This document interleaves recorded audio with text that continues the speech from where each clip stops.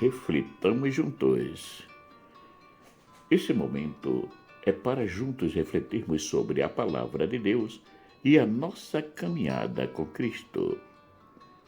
Essas reflexões são escritas após as minhas meditações da liturgia diária. Peço àqueles que gostarem desse momento reflexivo que dê o seu joinha e compartilhem para que possa chegar a mais pessoas. Peço também que aqueles que ainda não se inscreveram no canal, que se inscrevam. Assim podem nos ajudar a nos mantermos ativos e com a possibilidade de publicar novas reflexões.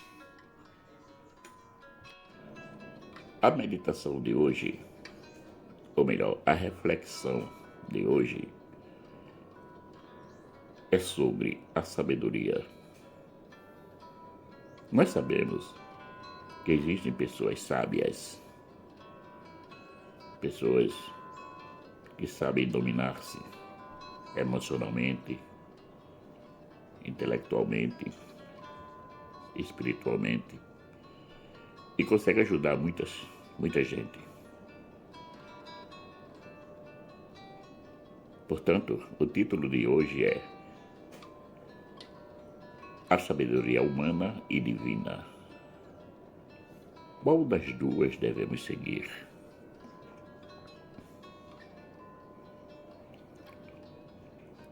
Nós estamos sempre elogiando alguém pela sua capacidade cognitiva, isto é, pela inteligência, que aos poucos vão sendo adquirida pelo conhecimento, seja nos bancos escolares, nas pesquisas ou empiricamente. Muitas vezes, nós consideramos essas pessoas inteligentes como sábias. Porém, existe uma diferença entre a sabedoria e a inteligência.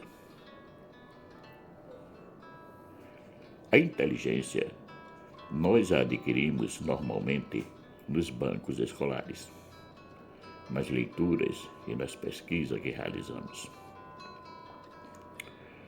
Uma pessoa inteligente é capaz de entender muitas coisas, mas são intoleráveis com os erros, com as dúvidas, com as ações inesperadas. A meditação de hoje, ou melhor, a reflexão de hoje, é sobre a sabedoria. Nós sabemos que existem pessoas sábias, pessoas que sabem dominar-se emocionalmente, intelectualmente, espiritualmente e conseguem ajudar muita gente. Portanto, o título de hoje é A Sabedoria Humana e Divina. Qual das duas devemos seguir?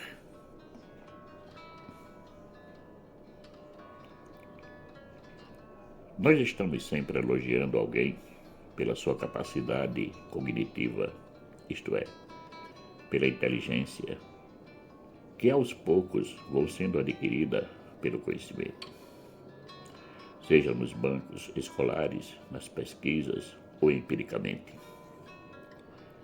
Muitas vezes, nós consideramos essas pessoas inteligentes como sábias. Porém, existe uma diferença entre a sabedoria e a inteligência. A inteligência nós a adquirimos normalmente nos bancos escolares, nas leituras e nas pesquisas que realizamos. Uma pessoa inteligente é capaz de entender muitas coisas, mas são intoleráveis com os erros, com as dúvidas, com as ações inesperadas. Elas não têm paciência, vão logo reclamando ou até mesmo xingando as pessoas que se diferenciam delas. Um outro ponto da inteligência é que ela pode ser usada para o bem ou para o mal. Já a sabedoria, além das maneiras citadas anteriormente para adquiri-las, existe um campo muito vasto que nos ajuda a sermos sábios. Esse campo é a vida, pois Deus nos capacita a colhermos das nossas experiências tudo que pode ou não ser construtivos para o nosso relacionamento com os irmãos e com o mundo no seu todo, provando-nos assim que a sabedoria tem a sua origem e é em Deus, o Senhor Todo-Poderoso.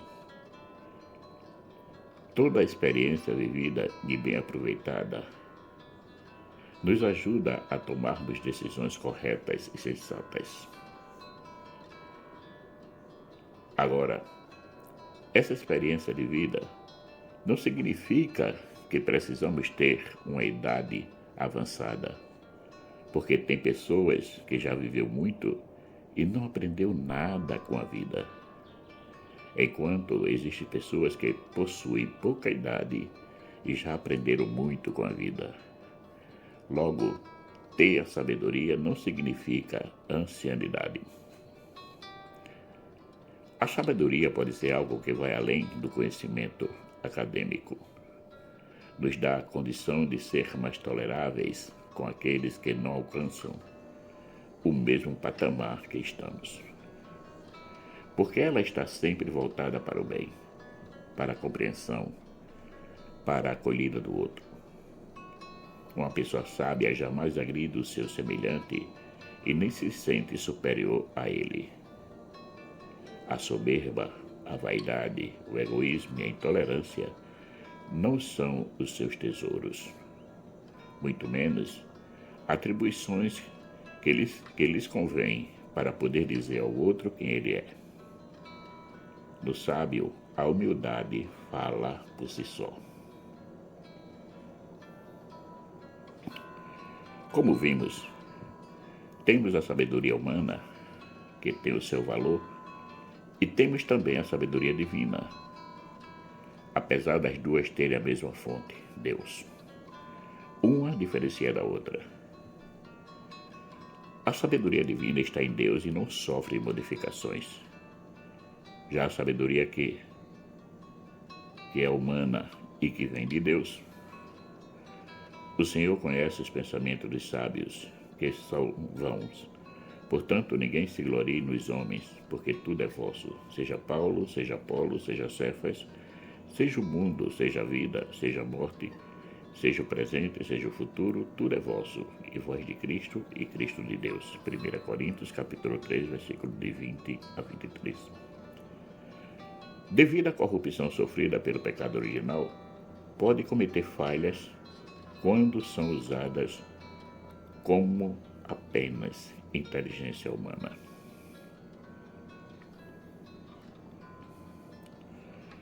Paulo nos diz que tudo que possuímos nos é dado por Deus. Logo, não podemos querer viver de méritos, como se tudo fosse realizado por nós, por engano. Ele também procura fazer um paradoxo entre a sabedoria humana e a de Deus. Porém, para os que são chamados, tanto judeu como gregos, lhes pregamos a Cristo o poder de Deus e sabedoria de Deus, porque a loucura de Deus é mais sábia do que os homens, e a fraqueza de Deus é mais forte do que os homens. 1 Coríntios, capítulo 1, versículos 24 e 25.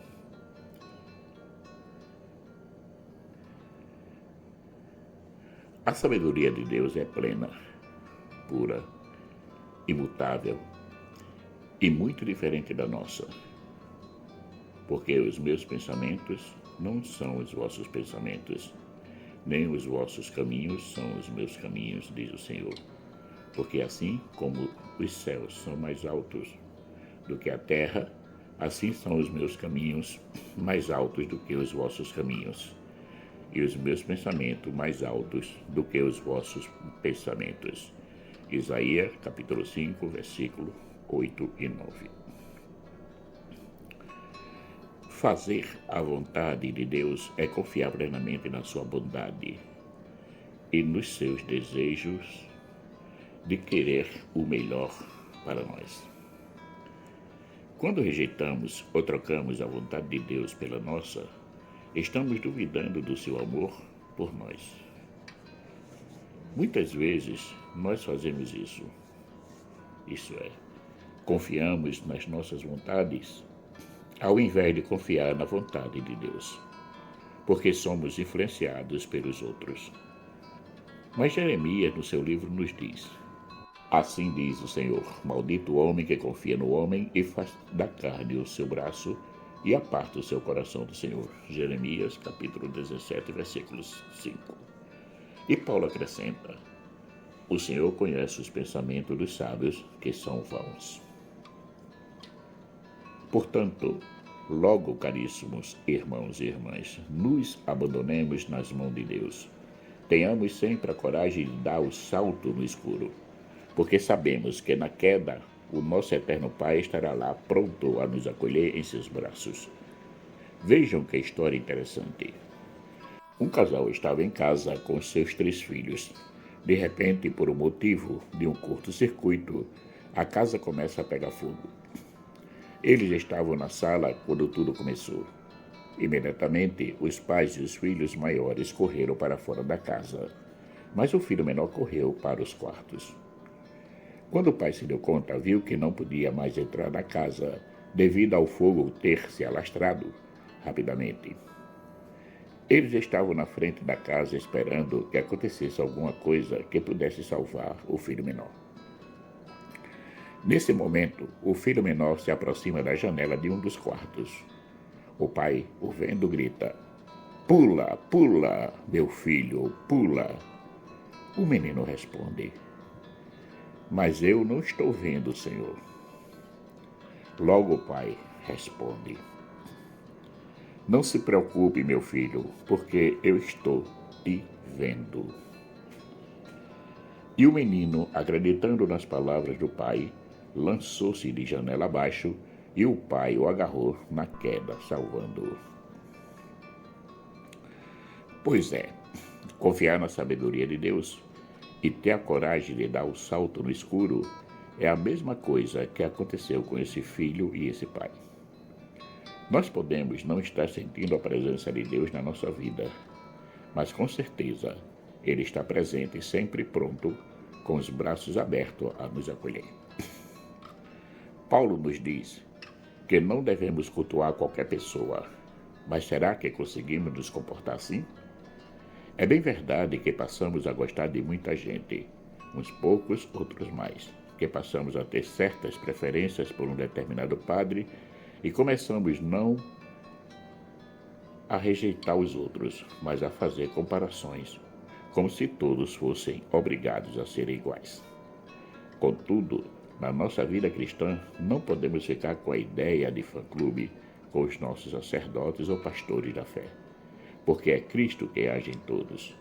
Logo, se escolhemos um e rejeitamos o outro, não estamos sendo coerentes e verdadeiros com a nossa fé, porque, seja lá quem for que estiver à frente de uma comunidade, está em nome de Cristo e não no próprio nome. Escolher entre a nossa sabedoria e a sabedoria divina não deveria ser algo tão doloroso para nós, porque se dizemos que acreditamos em Cristo e que queremos viver os seus ensinamentos, não podemos ter dúvidas quanto à ação do Espírito Santo na nossa vida. Pedro, em Lucas, após escutar os ensinamentos de Cristo, a multidão nos dá uma demonstração de como somos. Primeiro, ele questiona o que Cristo diz a ele, e com razão, porque ele tem os seus motivos. Passou a noite pescando e não pegou nada, mas depois, confiando nas palavras do Mestre, realiza aquilo que lhe foi pedido. E entrando num dos barcos, que era o de Simão, pediu-lhe que o afastasse um pouco da terra. E assentando-se, ensinava do barco à multidão. E quando acabou de falar, disse a Simão: Faze-te ao mar alto e lançai as vossas redes para pescar. E respondendo Simão, disse-lhe: Mestre, havendo trabalhado toda a noite, nada apanhamos, mas sobre a tua palavra lançarei a rede. Lucas capítulo 5, versículo 3 a 5. E foi nesse salto no escuro que Pedro viu realizar-se um milagre. E fazendo assim, colheram uma grande quantidade de peixes e rompia-se-lhes a rede. E fizeram sinal aos companheiros que estavam no outro barco para que fossem ajudar. Lucas capítulo 5, versículos 6 e 7. Vendo tudo aquilo que lhe acontecia, Pedro sentiu-se digno de receber essas graças e se pôs por terra, achando-se os últimos dos últimos. Senhor, afasta-te de mim, porque sou um pecador. Lucas capítulo 5, versículo 8.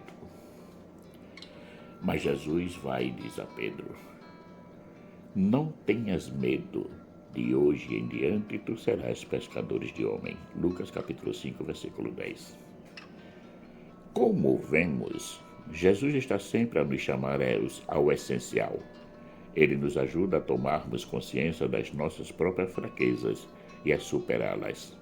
Ele nunca nos deixará só, nunca nos iludirá. Podemos nos perguntar quantas vezes nós, confiantes na palavra de Jesus, lançamos as nossas redes ao mar das incertezas? Sempre fomos confiantes ou tivemos dúvidas e nos agarramos às seguranças terrenas? Quantas vezes trocamos a sabedoria divina pela sabedoria humana, achando que estávamos no caminho certo? Pedro nos ensina que diante da palavra do Senhor não podemos titubear, não podemos ficar na dúvida se fazemos ou não o que tem que ser feito. Muitas das vezes ficamos reclamando que Deus custa a nos responder ou a nos atender. Porém, não temos a coragem de ver que somos nós que atrasamos tudo, com as nossas dúvidas, as nossas incertezas. Só podemos ver o milagre e usufruir dos frutos se lançarmos a rede imediatamente, sem receio de ser feliz. Do contrário, nada acontecerá. Peçamos a Deus a graça de dizer sempre sim à sua vontade de cada momento presente. Marcos Laurentino.